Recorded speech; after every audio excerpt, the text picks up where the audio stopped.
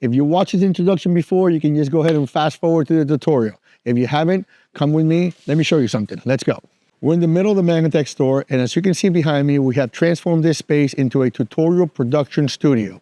We're going to teach you how to install, connect, and operate all TrolMaster and ThinkGrow products. Just in case that you don't know about us or who we are, let me enlighten you, pun intended. We are the co-developers of TrolMaster products and ThinkGrow LED. Nobody knows the products like we do. Why? Because we help TrolMaster and ThinkGrow LED produce the products. We also beta test the products before anybody gets them. We also give you the best post-sale support than anybody in the industry with our tech support team. Nobody can beat us. Stay tuned and let's see this tutorial. What's going on, guys? My name is Tyler, aka Mango Jr., and I am the general manager of the MangoTech Store. And today we're going to be talking about AeroFans by TrolMaster and how to properly wire them.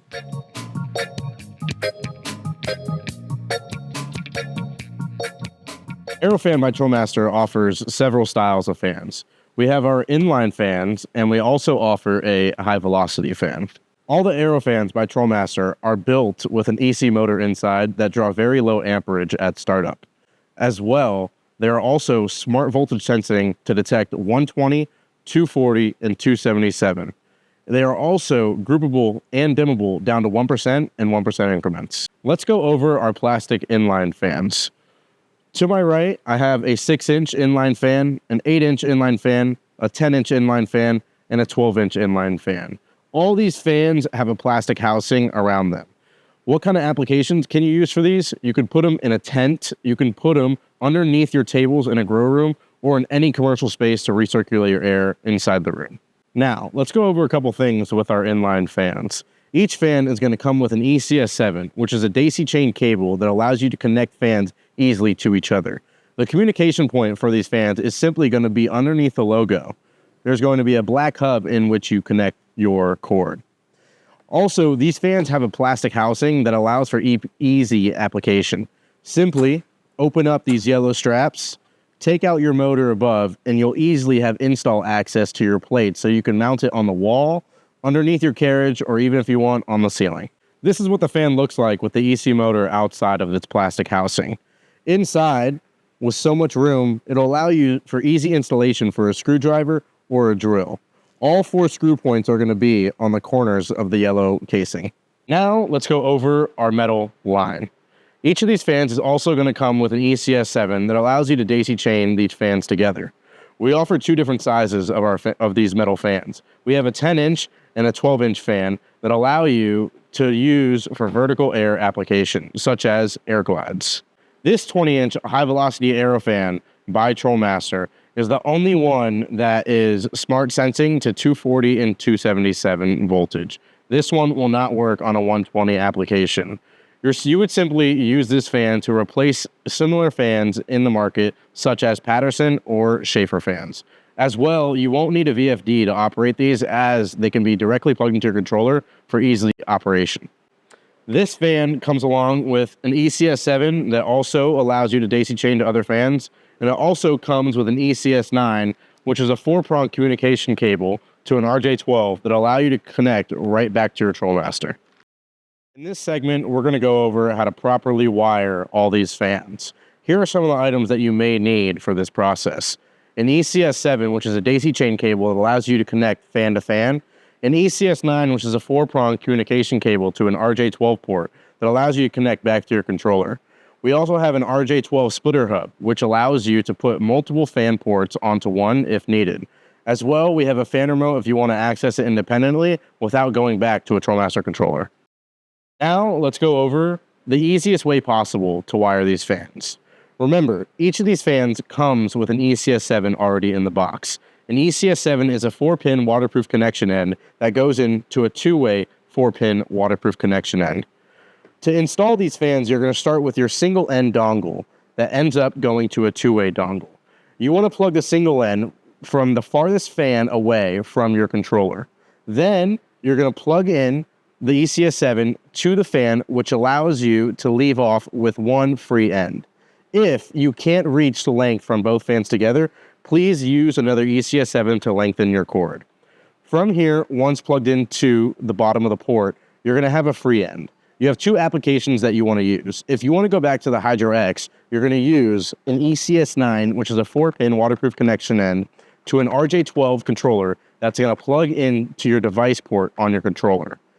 If you don't want to plug it into your controller and you want to plug it into a remote just to handle it by yourself, you're going to plug it into an FRC1 that'll allow you to adjust the fan speed directly from this remote. Now let's go over the group application process of the AeroFans by TrolMaster. The HydroX system offers one free group to its device port. If you wanted to group other fans together, you would simply use an FRC, which is a smart fan remote, to group control your other fans together. You would use this application in a setting where you have undercarriage fans in a grow room, air glide system throughout the canopy, and high velocity fans on the ceiling. You would use the bottom undercarriage fans for a device port, and you would use two more smart remote fans, one for the air glides and one for the high velocity fans that go back to your controller to individually group each section together. Let's imagine that we have three different groups of fans that we want to tie back in to our HydroX system. Say, for example, our first group is going to be our underneath the carriage fans, and we have another group that's going to be our air glide fans, and we have another group that's going to be our high velocity ceiling fans. Starting with this, you're going to daisy chain the fans together with an ECS7. Then from there, you're going to move to a ECS9, which is your 4-pin to RJ12 connection end. You're going to plug that into your double-ended dongle and go back to the controller. Now let's go back to the panel to see where we put the wire. Once you use your ECS9 to plug the 4-pin back to your ECS7 where the fans is, you're going to be left with an RJ12 end. Now remember, the controller offers one free group of fans to your device port. Here you can see we have a device cabinet. We have plugged in all of our devices that we can use on the bottom RJ12 splitter board hub. If you did not have access to the cabinet, you could simply use an RJ12 T-splitter or a SPH1, which is an RJ12 splitter hub that we also sell, to access different devices, which allows for more groups of fans that you can put onto it. Simply grab your RJ12 end and plug it into whichever device port you have accessible. Now that we have our undercarriage fans grouped, let's move on to adding another group of fans together. Let's imagine these 12-inch AeroFans are acting as our air glide system on a rack. You're going to use your ECS7, which is a single 4-pin waterproof connection end, to a double-ended 4-pin waterproof connection end. You're going to start with your single and end with your first fan inside the room that ends off in a double. You're going to plug in one end to the fan, and you're going to have an open dongle. You're going to end up using another ECS7 to tie back in to your smart fan remote, which is your FRC1. When plugging your ECS7 to your FRC1, you want to make sure that you leave your female end unattended. You're going to plug in your ECS7 to the long dongle that extends from it. From here, you're going to have an open end. You want to take your ECS9, which is your 4-pin waterproof connection end, to your RJ12 end and simply tie these in together. Once this is tied in together, you're going to be left off with an RJ12 end that's going to go back into your device panel. Now that our smart fan remote is plugged in, we already have our ECS9 plugged in. We're going to go ahead and put this RJ12 port back to the device panel. Let's go over our third and final group of fans. Let's go over what we already have plugged into our group control system. Our first group of fans is going to be our undercarriage fans. Our second group of fans is going to be our air glide fans. And our third group of fans are going to be our high velocity ceiling mounted fans. In front of me, for viewing purposes, we have a 20-inch fan and a 12-inch fan. Just to show you that if you don't have enough space to put your 20-inch, you can go ahead and use our 12-inch to allow for more space in the area. Now, again, wiring these fans, you're going to start with the fan that's furthest away from your controller. You're going to use an ECS7 again, which is a single 4-pin waterproof connection end that goes into a 2-way dongle 4-pin waterproof connection end. Start with your single plugged in and plug in your one side of your dongle into the fan, and you get left with another free open end. You're going to go ahead and plug that free open end into your smart fan remote, which is going to be your FRC1. Now, it's key when plugging this in that you plug it in to the side that has the long dongle and leave the short female section unattended. Now, you're going to grab your ECS9, which is your 4-pin waterproof connection end. Go ahead, plug it in, and you get left with an RJ12 end. From here, you're going to go back to your remote and plug it in to your device panel. Before we move back to the device panel, I just want to touch base on a few key things for commercial cultivators only. Back to wiring these high-velocity fans, I would suggest, for economic reasons and the most cost-effective way, an ECS 500 roll, which is a 500-foot roll cable. Each of the 20-inch fans come with an ECS 9. I would plug your 4-pin into your connection, and you get left with an RJ12 end. Because most of these fans are going to be separated so far away, I would tee those in with the splitter hub and have this be your free home run group back to the remote. This will save you money and it will save you time. Now let's take a look at our HydroX Pro screen. On the left side, you'll see a bunch of different tabs that the HydroX Pro system offers. To access your fans, go ahead and click Devices. From here, you'll see a device setting page. You'll see that the controller offers a free group, which is going to be your AeroFans. And then we have device 6, which is going to be our air glides. And then we have a device 7, which is going to be our 20-inch high-velocity fans. Just letting you guys know, as soon as you enroll a fan into the device, it's going to pop up as fan remote. Go ahead to rename it. You're going to click this pencil wheel at the top right screen, and feel free to rename the device to whatever you would like. Now, if you want to actually access the settings of your fans, go ahead and click Enter on your designated fan. On this setting page, you can see that there's 4 different options in which the AeroFan can operate. Since we're talking about air circulation, let's ignore the top half and focus on the bottom half. For air circulation, you're going to run it by photocell, which allows you to do a day speed and a night speed. Go ahead and set your designated percentages, and your fan will kick on at the designated time. We also have a cool feature, which is a swing mode, which will allow you to swing the fan in percentages that you would like. Let's take a look at some of the advanced features that the AeroFan offers. If you wanted to use these AeroFans as a way of an exhaust for your tent or larger grow room or even your dry room, you could operate these fans by 3 different settings. You can do it by temperature, by humidity, or even by CO2.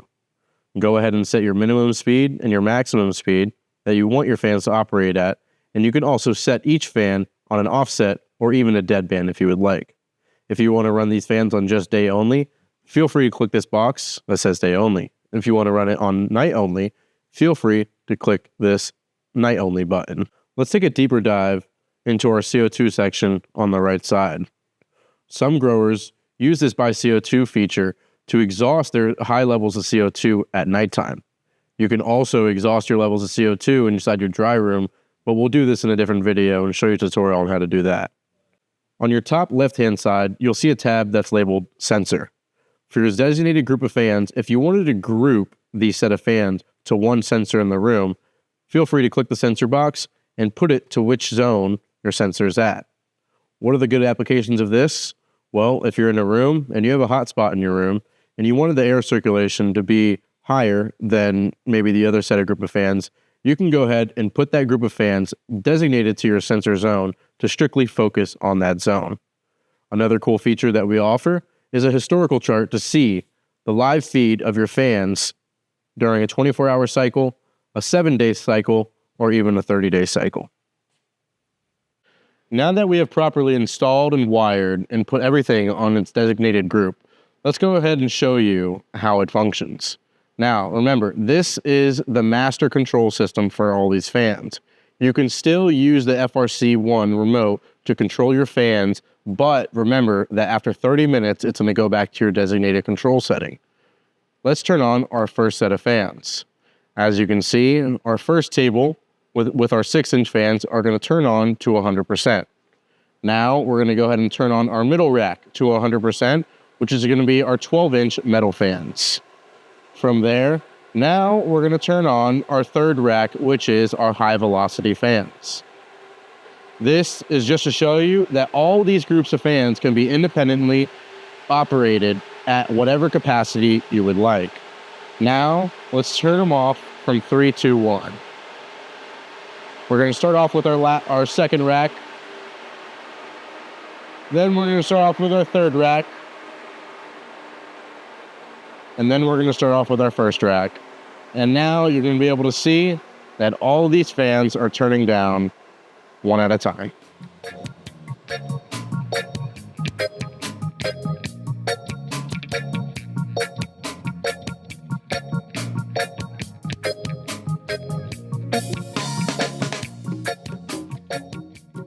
Now that we showed you how to do everything and you have everything wired, you just realize, oh shit, I installed the fan backwards. Remember, these plastic housings can be opened and the EC motor can be taken out and reversed to make sure that even if you fuck up, you're saved at the end of the day. Here at the MangoTech Store, we beta test all these products and many more. Anything from TrolMaster and Think related, we specialize in them, and our tech support that we offer is unmatched to anyone else. Here, we know everything about the products, the in and outs, and the details of everything. If you have a MangoTech Store order number and you would like tech support, please feel free to give us a call at 1-855-US-MANGO, and our tech support team will be able to help you out. My name is Tyler. See you later. Thank you for coming. Hey, what's up, guys? My name is Alex, and I'm the owner of the MangoTech Store. I hope that you guys enjoyed the previous tutorial, and I want to just touch base on a couple of things. There's no better place to buy TrolMaster or ThinkGrow equipment.